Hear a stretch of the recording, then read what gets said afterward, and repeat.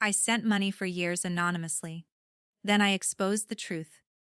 The moment I stepped out of my rental sedan in that oceanfront property lot, I caught the sound of my father's voice cutting through the coastal air. Robert was leaning in close to his buddies, that familiar sneer on his face. "Can't believe the trailer trash actually made it here," he muttered, just loud enough. My mother Patricia laughed along, throwing in her own comment about how I clashed with the elegance around us. They didn't even bother glancing my direction. Like I was some stray who'd wandered onto the wrong property, someone who'd ruined their flawless celebration. Here's what none of them realized. What nobody standing on that glowing beachfront could possibly know. 3 years earlier, I'd purchased this entire coastal compound. This property was the crown jewel of my luxury vacation estate portfolio that stretched up the eastern seaboard. Every glowing paper lantern swaying overhead, every carefully arranged table on the sand, every single grain beneath their designer heels, all of it answered to me. And before this night ended, those whispered insults were going to destroy everything they believed they had. I'm Olivia Hayes, 30, 4 years old, raised in a forgotten corner of Texas where the county fair was the social event of the year. I left at 19 and never really turned around, not from hatred, but because my family had spent years making it crystal clear that I was the mistake, the rough copy compared to my younger sister, the golden child who could do no wrong. Every achievement I managed got measured against hers, and I never measured up. So I built my world from scratch and stayed quiet about it. When people underestimate you, sometimes that becomes your secret weapon. Tonight's invitation came late, probably guilt-driven, possibly just for show. I almost skipped it entirely, but something pulled me here. Maybe curiosity, maybe that stubborn part of me that needed to see if anything had shifted. Spoiler, it hadn't. I stood there in my faded denim and scuffed leather boots, watching. Waiting, because what was about to unfold would shatter their entire reality. If you're hooked on this story, do me a favor. Hit that like button and drop a comment telling me where you're watching from and what time it is right now. I read every single one, and your support genuinely keeps me going. It helps me bring you more stories like this. Thank you so much. Now let's dive into what happened next. I moved slowly along the stone walkway toward the main celebration area, salt spray in my hair, memories flooding back. Memories I'd spent a decade trying to outpace. At 19, I left that tiny Texas town with nothing but a worn duffel bag and a one-way bus ticket to Florida. No tearful airport scenes, no promises to write. My family had made their position clear years before, so I figured I'd stop forcing myself into a space I was never meant to fill. I found work serving tables at a modest beach resort in the Panhandle. The hours were brutal, long shifts on aching feet, clearing dirty plates, wiping down sticky tables, dealing with guests who treated staff like furniture. But I watched everything. I studied how the managers handled reservations, how they negotiated with vendors, how they turned seasonal traffic into profit.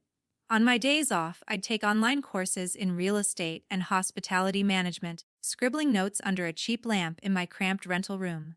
Every tip went straight into savings. No splurges, no nights out. By 26, I'd scraped together enough for a down payment on a rundown coastal lot, an old structure that needed serious renovation. I fixed it up myself on weekends, learning carpentry and plumbing as I went, transforming it into a premium vacation rental. Guests started returning year after year.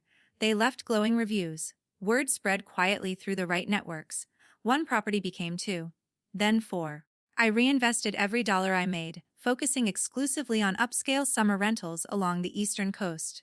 Places where wealthy families wanted privacy, ocean access, and that exclusive atmosphere without the hotel crowds. Today, my company owns a chain of luxury vacation estates running from the Carolinas up through New England. They're booked solid months in advance, generating income I couldn't have imagined back when I was scrubbing restaurant floors. But I never told my family any of this. In their minds, I'm probably still struggling in some cramped studio, barely scraping by. And honestly, I let them think that. It was simpler that way. For the past 8 years, though, I've been quietly sending money home, anonymously through business accounts. enough to cover what remained of my parents' Texas mortgage, the climbing utility bills, roof repairs after that brutal storm, even medical expenses when Dad needed physical therapy. Never signed. Never explained. Just consistent transfers arriving like clockwork. They assumed it was my sister. Of course they did. My younger sister Riley had always been the star, the one with the impressive social media following, posting about her freelance publicity work, dropping hints about major clients and exciting projects without ever naming specifics. It sounded impressive enough, especially to folks back home who never dug deeper. And my parents desperately wanted to believe it. Bragging about Riley's success made them look good in their social circle. Proof they'd raised at least one child who'd made something of herself. The reality: Riley's income was inconsistent at best, mostly small contracts and lots of networking events. But the money kept flowing, so the story held. 2 weeks ago, a wedding invitation arrived. Thick cardstock, elegant calligraphy, the kind that screams money. It felt like an obligation invite, probably my mother's doing. Ticking a box for appearances. Family should be there, she'd tell her friends. I almost threw it away. Why subject myself to another evening of subtle digs and unfavorable comparisons? But something nagged at me. Maybe curiosity about this groom I'd never met. Maybe wondering if time had softened things back home. Maybe that stubborn streak refusing to let them think I'd disappeared completely. So I cleared my calendar, closed the main office, and made the drive.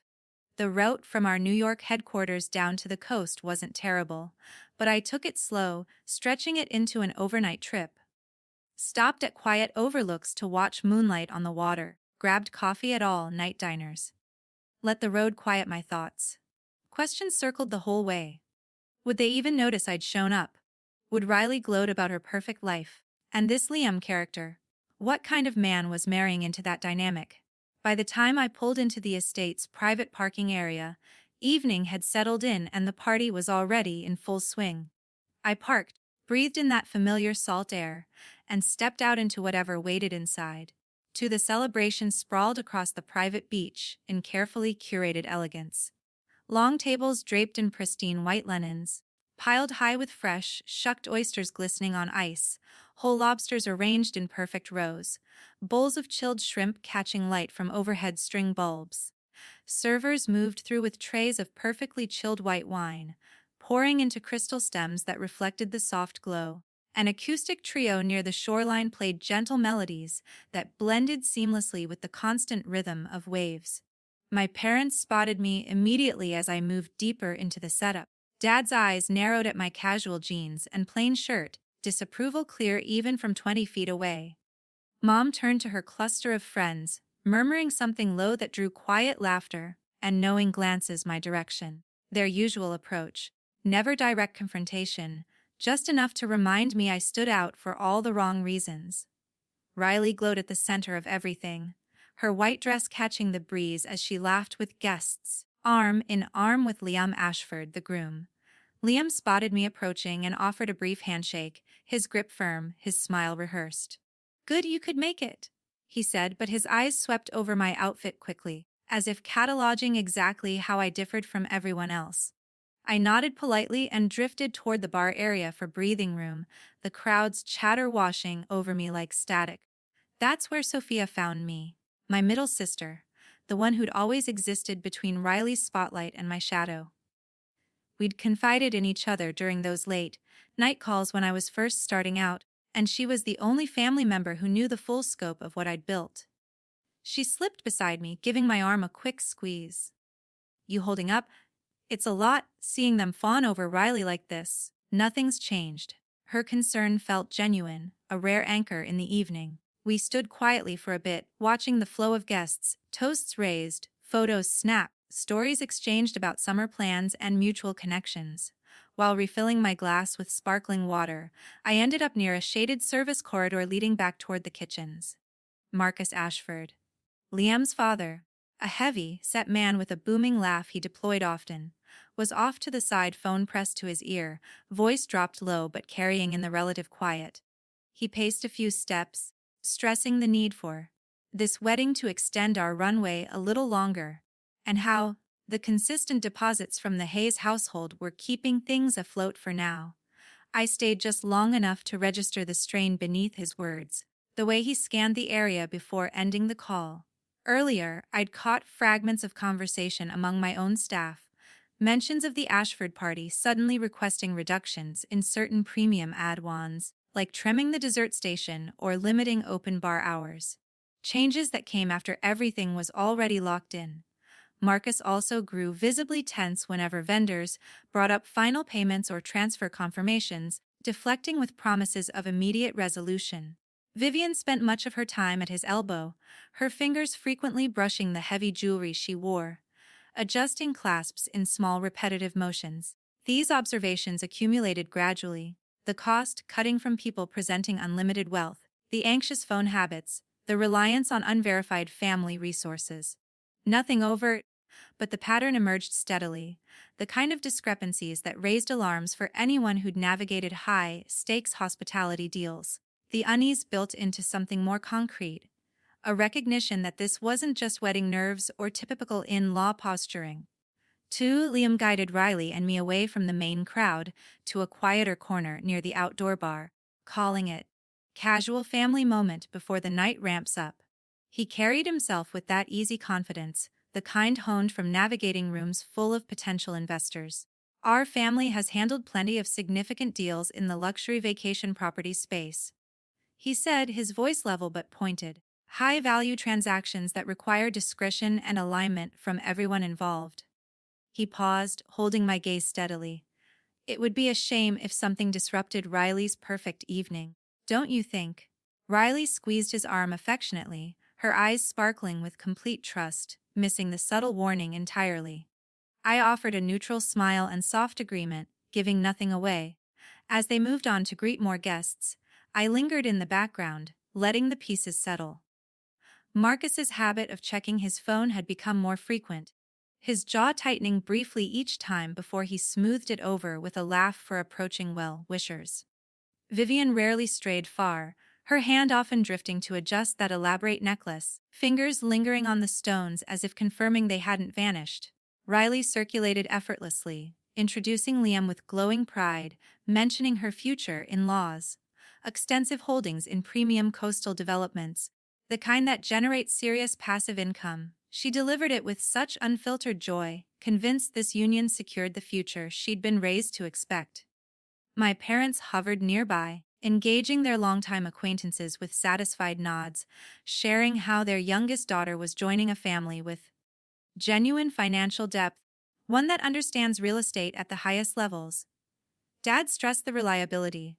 Mom echoed the sentiment, both reveling in the social upgrade it implied for them. These elements layered on top of everything else. The abrupt scaling back on contracted extras, the overheard urgency about timing, the boasting that stayed just vague enough to avoid scrutiny. It formed a picture that experience had taught me to recognize. Smoke where there shouldn't be any. The inconsistencies weren't screaming. They whispered, persistent and growing louder the more I listened. Sigh. I stepped aside briefly, pulling out my phone to send a concise follow-up to Connor Blake, my trusted general manager who'd proven invaluable at spotting potential pitfalls in the industry over the years. Dig deeper on Ashford connections.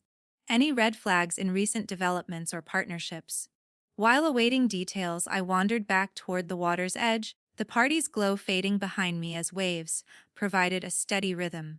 The cool air cleared some of the immediate frustration, sharpening focus on what mattered most.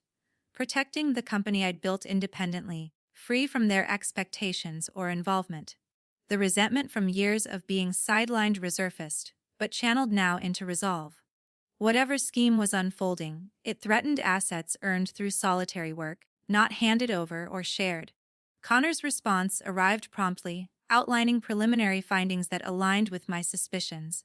Rachel Torres followed up almost immediately, her call confirming the gravity from legal channels. The Ashfords operated a classic Ponzi scheme in upscale resort shares, selling stakes in promised exclusive properties, using incoming funds to pay returns to earlier participants while pocketing the rest. They'd executed similar operations starting in Florida, expanding cautiously to avoid early detection.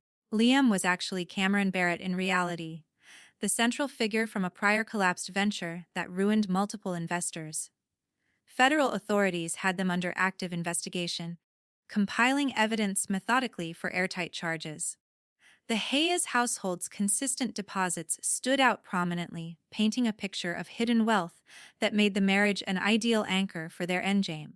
My anonymous support over 8 years had inadvertently supplied the lure, parents attributing it to Riley's achievements, amplifying the facade these fraudsters exploited.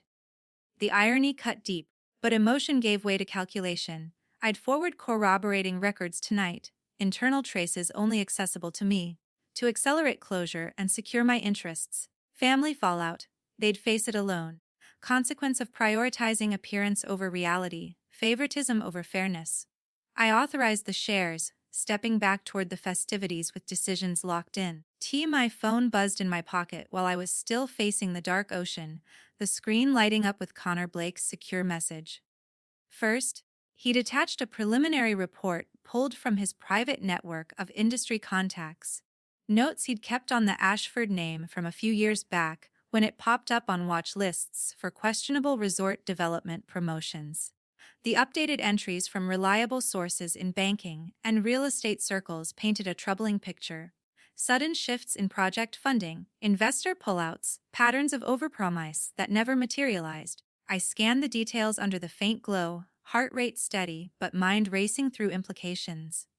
Before I could process it fully, Rachel Torres called, my longtime attorney who'd handled every major contract, every expansion since the early days.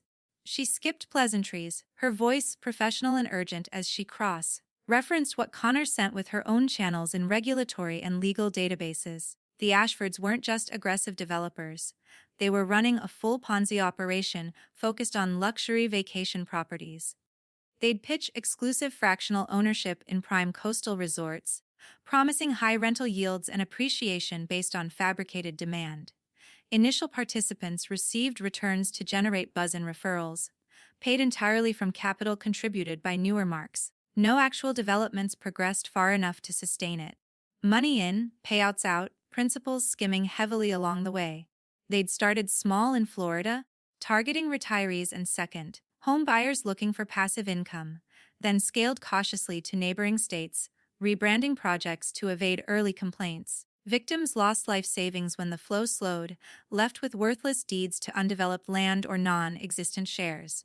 Liam Ashford was a fabricated identity. Records traced him to Cameron Barrett, the primary operator in a prior scheme that collapsed spectacularly, wiping out dozens of investors before he vanished and resurfaced with new partners, Marcus and Vivian playing supportive roles to lend credibility. Federal investigators had opened a case months ago, building it methodically with wiretaps, subpoenaed bank records, cooperating witnesses from earlier victims. They were close to unsealing indictments, gathering the last threads for multi-count charges. Wire fraud, securities fraud, money laundering. The Hayes family flagged prominently in their files. Those regular substantial transfers hitting my parents' accounts, steady, unexplained from the outside, created the appearance of significant hidden wealth. Perfect target for the Ashfords to pursue through marriage, either to access funds directly or use the connection as temporary cover while preparing escape. Rachel confirmed the mechanics coldly. Anonymous corporate deposits, routed cleanly, no red flags on the sending side. But the receiving pattern screamed, source of funds inquiry. In any serious probe, the full scope landed like ice water. Every transfer I'd authorized over 8 years, quietly covering the house note after Dad's job loss, the unexpected hospital stays, the vehicle replacements, all of it to prevent outright crisis without seeking thanks or acknowledgement, had constructed the exact illusion these fraudsters needed. My parents embraced the narrative that Riley provided it all, fueling their pride and broadcasting it widely enough to reach the wrong ears. The sacrifices made in isolation, the opportunities passed to pour resources back home, twisted now into bait for a con that could taint everything I'd built legitimately. No room left for conflicted feelings. The betrayal wasn't just personal anymore. It risked professional fallout, regulatory scrutiny, reputational damage, potential freezes on assets if linked incorrectly. The decision crystallized without hesitation. I'd supply the missing links tonight.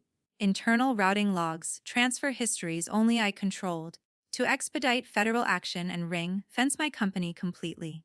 But extending protection to my parents or Riley, absorbing consequences for their willful blindness, the favoritism that elevated appearance over substance. No, they'd chased the glow of perceived success, ignored reality for convenience. The humiliation, financial ruin, legal entanglements ahead, they owned that fully. I texted approvals to Connor for deeper dives if needed, then authorized Rachel to forward curated evidence packages directly to her established contacts in the investigative team. Process accelerated, irreversible. The mechanics clicked into place smoothly. Years of building clean operations paying off in moments like this. I pocketed the phone and turned back toward the lighted party, steps measured against the sand. Music drifted faintly. Laughter continued unabated. Guests remained oblivious to the shift happening just outside their circle. Resolve settled firmly now. No second thoughts, no softening.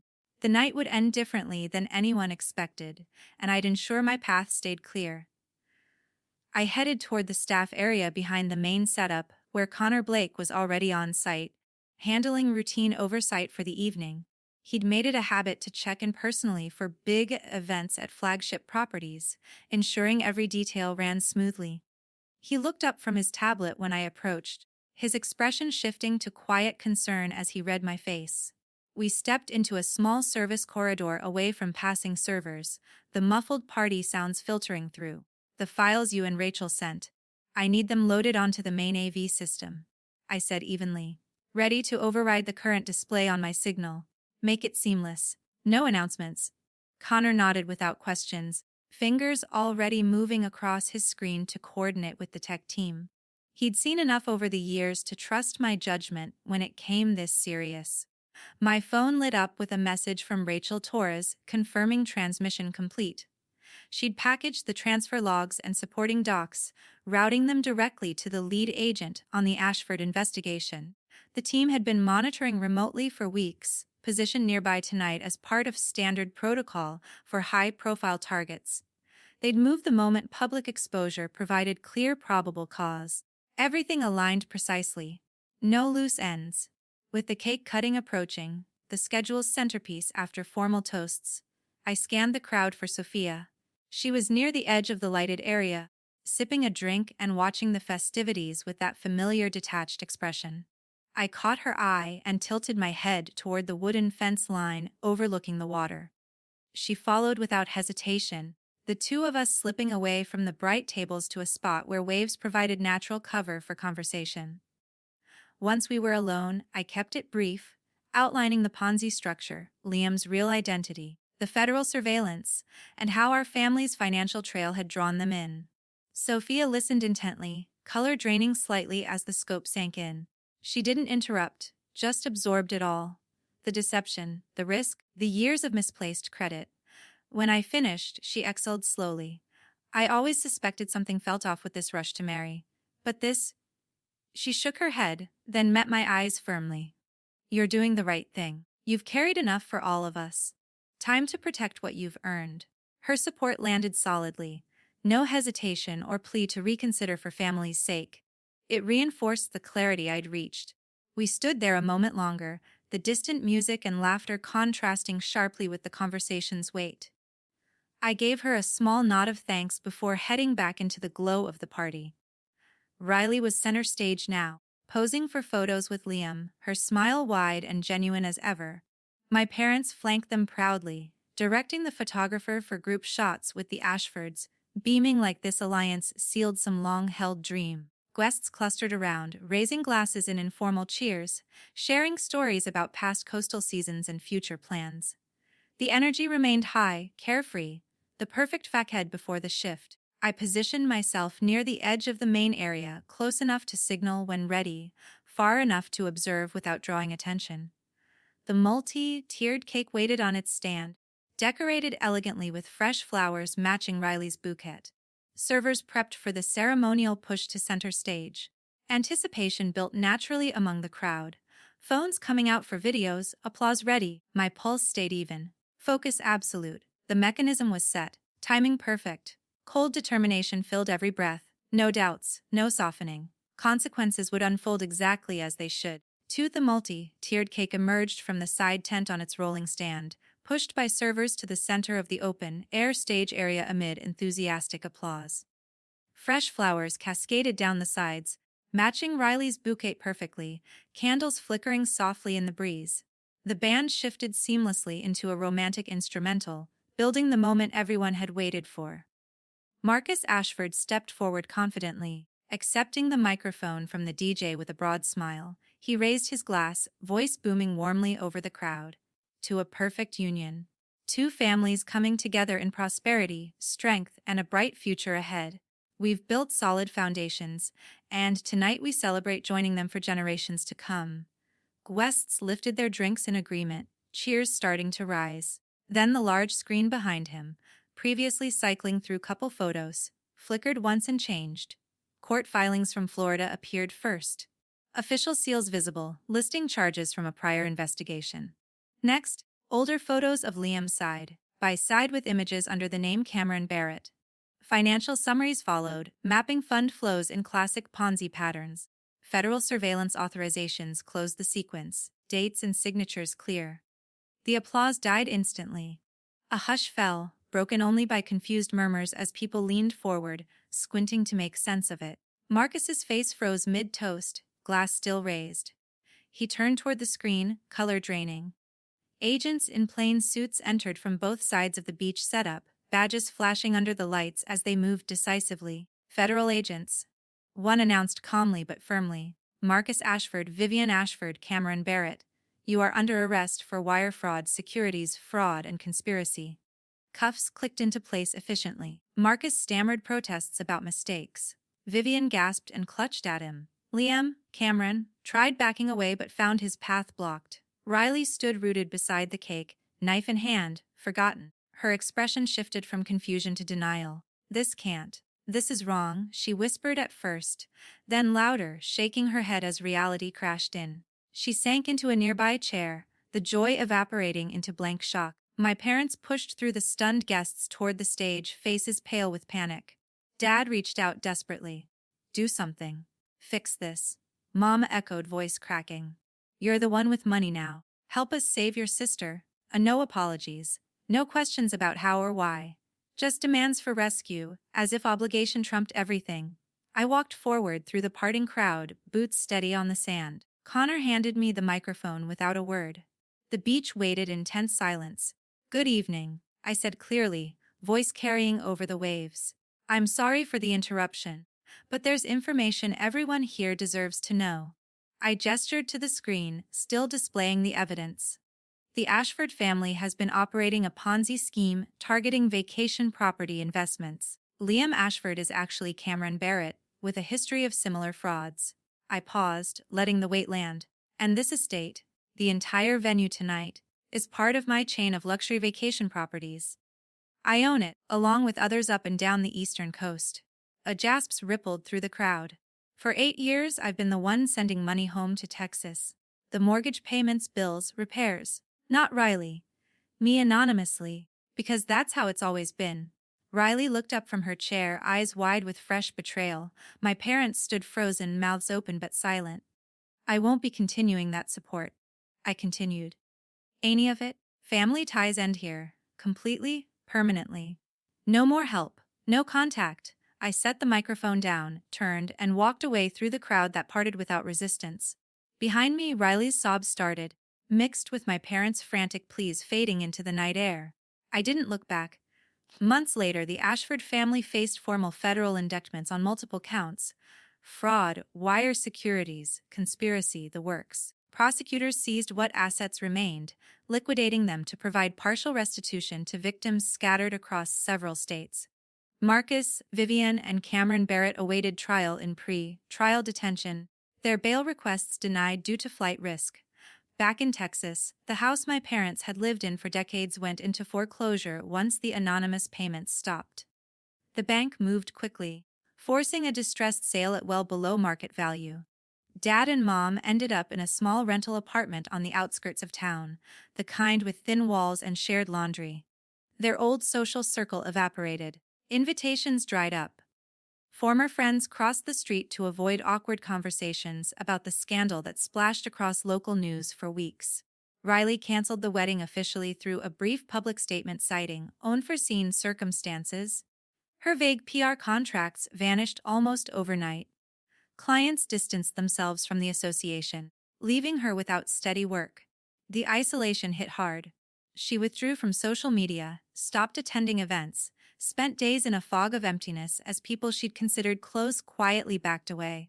Sophia made her choice clear early on. She reached out the day after the wedding fallout, offering unwavering support without judgment. We started talking regularly. Phone calls that stretched late, catching up on years of distance. She visited the coast a few times, staying in one of the guest suites, and we walked the beach, discussing everything from business plans to the family dynamics we'd both navigated differently. Eventually, she cut contact with our parents and Riley too, unable to reconcile their long-standing favoritism with the damage it caused. The business, meanwhile, thrived in ways I hadn't anticipated. Word of the event spread through industry channels, not as gossip, but as proof of integrity. Investors and partners appreciated the clean break from any potential taint. Bookings surged for the upcoming seasons. I closed deals on 2 new properties, one in Maine with stunning rocky coastline views, another in Rhode Island offering historic charm updated for modern luxury. The chain grew stronger, reputation enhanced by transparency and solid operations. Life at the coastal estate settled into a quiet rhythm. I cherished mornings reviewing expansion projections, afternoons walking the grounds or meeting with staff about guest experiences, evenings watching sunsets from the deck without interruptions. Looking back on it all, the lesson stands out sharply. Favoring one child while diminishing another, chasing the illusion of status and wealth without questioning its source. It exacts a heavy toll. My parents lost their home, their standing, their daughter's respect. Riley lost the future she'd been promised. The Ashfords lost freedom and everything they stole. People will always try to judge you by where you started or how you appear on the surface. Let them. While they're busy looking down, you build something real, something lasting. In the end, true success isn't about proving them wrong with a dramatic moment. It's about walking away knowing you created your path on your own terms, free from their limitations. And that's worth more than any apology or reconciliation they might offer too late.